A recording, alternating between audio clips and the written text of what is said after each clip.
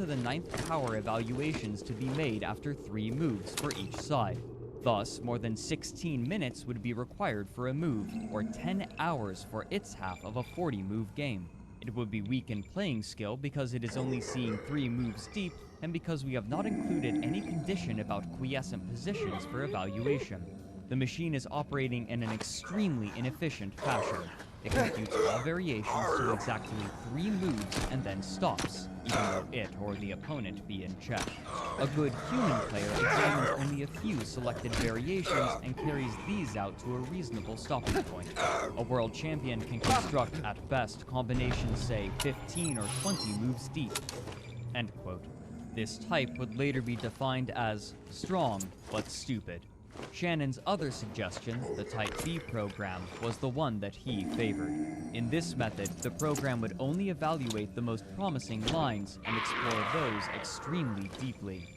While this would require a much more sophisticated method of analysis than the Type A computer, it would save on computing time by removing the bad moves that its counterpart would fruitlessly explore. This was clearly modeled on the way that humans see the chessboard, discarding moves that show no promise while saving their attention for those that may lead to an advantage. By definition, this method would have to search fewer positions to save on processing time, and to illustrate this contrast, Type B programs would be labeled as weak but smart. However, Shannon emphasized the contrast between machine and human thinking, writing, "It may be noted that a machine has several advantages over humans. 1. High-speed operations in individual calculations. 2. Freedom from errors. The only errors will be due to deficiencies of the program, while human players are continually guilty of very simple and obvious blunders. 3. Freedom from laziness. It is all too easy for a human player to make instinctive moves without proper analysis of the position. 4. Freedom from never. Human players are prone to blunder due to overconfidence in won positions, or defeatism and self-recrimination in lost positions.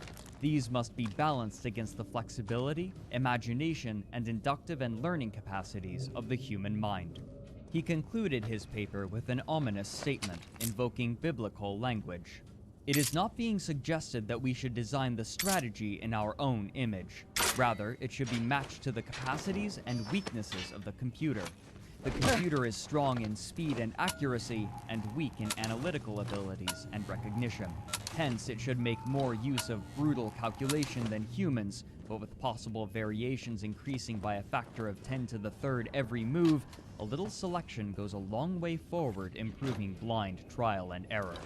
We lost so much knowledge This when paper Dee's proved library at Mortlake was foundational pillaged. and would be cited We frequently collected what by other remained, scholars but researching none of us computer had chess. Dee's mind to Even make his sense of lower it all. limit for the number of chess That's games Dee's would be named septagram. the It Shannon symbolizes number. the unity of the However, 4 elements some of his with assumptions alchemy, would prove magic, and drastically science. wrong, in To ways us, that many it's at the open to time us could to secret scarcely have knowledge. predicted, It will work and like the a black computers light that now. stemmed from Look for this the work signs. would eventually Nice consume work. the zeitgeist in an existential crisis.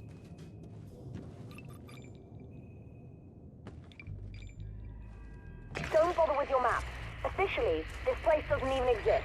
Just use the black light to find your way through.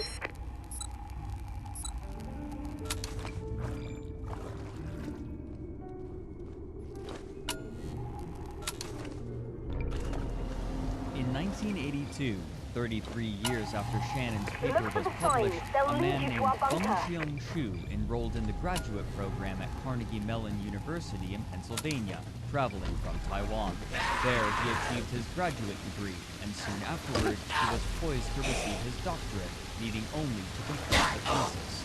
His search for a topic was interrupted, however, by a professor at Carnegie Mellon named Hans Berliner. Berliner had become a chess master before his tenure at Carnegie Mellon, earning the title of Grandmaster in correspondence chess.